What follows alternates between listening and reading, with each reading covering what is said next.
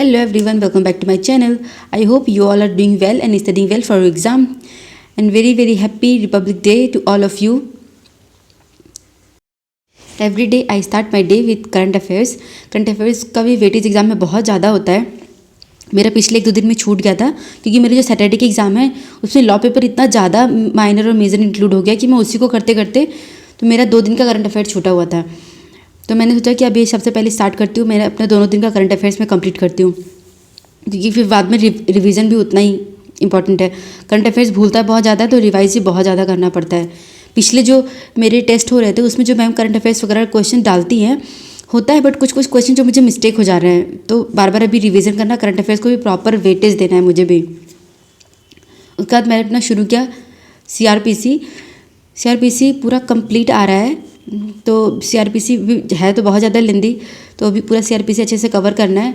Actually मेरा paper होने वाला था सैटरडे को, बट मुझे 2 दिन का एक्सटेंशन मिल गया तो मेरा पेपर अभी होगा ट्यूसडे को. तो मैं सोच रही हूँ अभी मैं अपना सीआरपीसी जितना अच्छे से हो सके डायरेक्ट से लाइन बाय लाइन अच्छे से कवर करूँ. और मैम जो पेपर सेट करती हैं उसमें जो केस लॉ होता है वो भी अच्छा खासा मतलब केस लॉ पूछती है. वो लैंडमार्क भी होता है, रिसेंट भी होता है. तो मैं अभी पेज बाय पेज मैंने जितने पढ़े हुए मैं उसको दोबारा मतलब रिवीजन कर रही हूँ. और पेपर भी उन्होंने ऐसा बना रही हैं एवरी मंथ कि मेरे जो सारे सब्जेक्ट होते हैं वो एग्ज़ाम आने के पहले 2 से 3 बार तो अच्छे से रिवाइज़ हो ही जाए. तो मैं अभी अपना सीआरपीसी कर रही हूँ. उसके बाद मैंने किया अपना लंच क्योंकि रह रहे हैं तो अकेले तो खाना बनाना सब कुछ करना है. फिर मुझे एक्चुअली खाना खाने के बाद मुझे जैसे लगता है मुझे नींद आ रही है, तो मैंने सोचा कि पढ़ने बैठूंगी तो मुझे पक्का नींद आने वाली है. तो मैंने शुरू किया अपना आंसर राइटिंग क्योंकि जो मेरे पिछले मेंस से हुए थे उसमें मेरा परफॉर्मेंस बहुत अच्छा नहीं था. तो नेक्स्ट में थोड़ा तो अच्छे से इम्प्रूवमेंट करना है. तो जो 2023 के सीआरपीसी के क्वेश्चंस आए थे मेंस में, तो प्रॉब्लम बेस को छोड़ के मैंने जो थ्योरी क्वेश्चंस आए थे मैं सारे अपने कॉपी में नोट डाउन किए. वो सेशन कोर्ट ट्रायल था, प्ली बार्गेनिंग था, 2018 अमेंडमेंट था, ये सारे थे. तो मैंने सोचा मैं लिखती हूँ मैं खुद से इसको फिर से. इवन तो मैं ये सारे क्वेश्चंस पहले कर चुकी हूँ, बट फिर से जितनी बार लिखूँगी उतनी प्रैक्टिस होती रहेगी.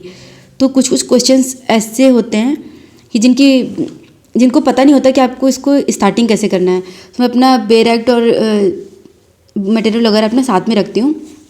ज़्यादा मैं नहीं लिखती, बट हाँ 1 बार 2 बार मैं अच्छे से देख के फिर मैं खुद से लिखना शुरू कर रही हूँ. क्योंकि पहले जो मैं लिखती थी पहले मैं देख के लिखती थी, बट अब मैं शुरू कर रही हूँ कि भले मैं गलत लिखूँ सही लिखूँ, लेकिन अभी मुझे बिना देखे ही आंसर राइटिंग करनी है. क्योंकि पिछला paper literally up to the marks नहीं था. तो मुझे अभी नेक्स्ट पेपर में इम्प्रूवमेंट करना है. वो तभी हो पाएगा जब मैं बिना देखे मैं खुद से लिखूँगी अच्छे से. 1 बार 2 बार जितना मिस्टेक होगा वो बार बार लिखने से अपने आप वो सही होता जाएगा. 2018 के अमेंडमेंट्स ऐसे तो पॉइंट वाइज मुझे याद थे, पर एग्जैक्टली लिखना कैसे वो मुझे आइडिया नहीं था. तो मैंने पूरा बुक वगैरह में जो था या फिर ऑनलाइन देख के मैंने 2018 के अमेंडमेंट्स लिखे थे. सेशन कोड, प्ली बार्गेनिंग और 144 न्यूसेंस वगैरह ये सब जो भी था मैंने खुद से लिखा हुआ था. बट जो अमेंडमेंट वाला था पोर्शन वो मैंने देख के लिखा हुआ था. ये सारे क्वेश्चंस थे. फिर मैं मैक्सिमम क्योंकि एग्ज़ाम टाइम में ज़्यादा पेजेस मिलते नहीं हैं, तो मैक्सिमम क्वेश्चंस का मैं कोशिश करती हूँ कि 2 से 3 पेज, उससे ज़्यादा नहीं होना चाहिए. क्योंकि वहाँ पे अगर आप यहाँ 3 पेज लिख रहे हो तो वहाँ 5-6 पेज तो एक्सीड होना ही है. तो अपने आंसर को जितना ही लिमिट करेंगे उतने अच्छे से रिवीजन भी हो पाएगा, उतने अच्छे से वहाँ लिख पाएंगे क्योंकि एग्ज़ाम में टाइम बहुत कम होता है. तो मैम ने मुझे बोला कि जितना लिमिटेड हो सके उतने लिमिटेड अपने आंसर को करो और कंटेंट उसमें अच्छा रखो ताकि रिवीजन में भी अच्छा हो. फिर जब उसी को 10 बार रिवाइज़ करना है ताकि एग्ज़ाम में आए तो मुझे एग्जैक्टली वही अच्छे से मैं लिख पाऊँ. सो ये मेरा दिन भर में एक आंसर राइटिंग का सेशन होता है, वो कोई भी सब्जेक्ट हो. उसके बाद मैंने शुरू किया अपना माइनर लॉ. जो मेरा नेक्स्ट टेस्ट होने वाला है उसमें मैम ने 4 माइनर लॉज ऐड कर दिए हैं, जिसमें एसआरए और जेजे भी है. तो जेजे एक्ट तो काफ़ी लेंदी है, उसको मैंने कर लिया. पीसीपीएनडीटी भी मैंने कर लिया. अभी मैं कर रही हूँ एमटीपी. मैंने अपनी कॉपी में नोट्स बना रखा था. ऐसे प्रॉपर मेरे पास कोई बेयर एक्ट नहीं था, तो मैंने ऑनलाइन जो पीडीएफ डाउनलोड करके एमटीपी एक्ट का उसके मैं नोट्स बना लिए थे. प्लस जो रिसेंट 2021 का अमेंडमेंट आया था और उस अमेंडमेंट में क्या प्रोविज़न आया था, क्या रिसेंट केस लॉज थे, उसके मैंने सारे अपने नोट्स कर रखे थे अच्छे से. मैं अभी उसी को रिवाइज़ कर रही हूँ क्योंकि जो माइनर लॉज होते हैं उसमें जो मैम टेस्ट देती हैं वो section by section line by line एक एक चीज़ अच्छे से देती हैं.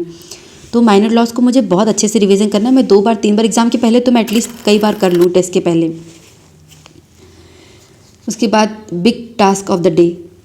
लास्ट मेरा मेंस का टेस्ट हुआ था, उसमें एक 2 ऐसे आए थे इंग्लिश के।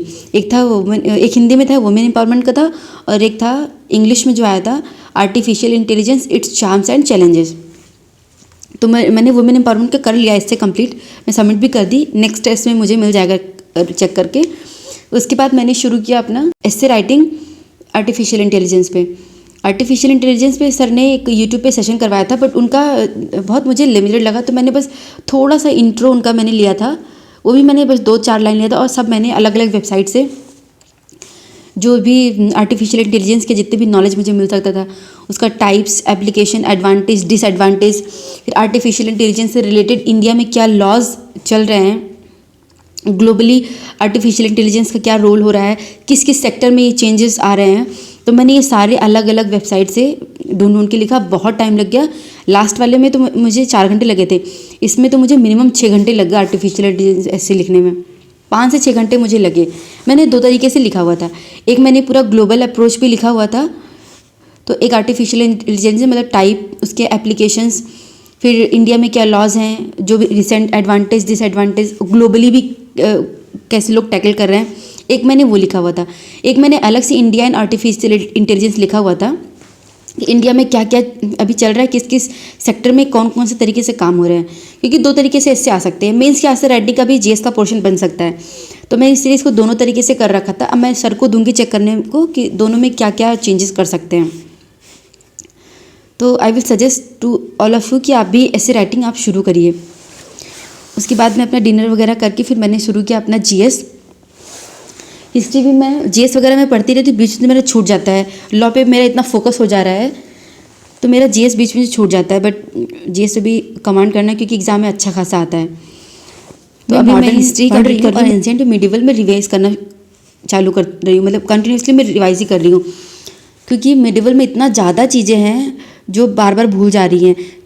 जो टेस्ट वगैरह में मुझे जब आता है मेरे सामने क्वेश्चन, तो मुझे लगता है यार ये तो पढ़ा था लेकिन मैं भूल रही हूँ। तो मुझे हिस्ट्री, मतलब जितना मैंने लॉ किया उससे मुझे कई ज़्यादा गुना हिस्ट्री मुझे रिवाइज करना पड़ेगा। तो अभी मेरा 2-2.5 घंटे तो मेरा जीएस में जाता है, करंट अफेयर्स और जीएस वगैरह मिला के 2-2.5-3 घंटे तो मेरे दिन के जाते हैं इसमें। So yes guys, this is all about the day. I hope you like my video, and if you have any query you can comment me in the comment box, and if you have any suggestion for me you are free to give me. I always welcome your suggestions. So I'll see you in the next video. Till then, do like, comment, share and subscribe to my channel.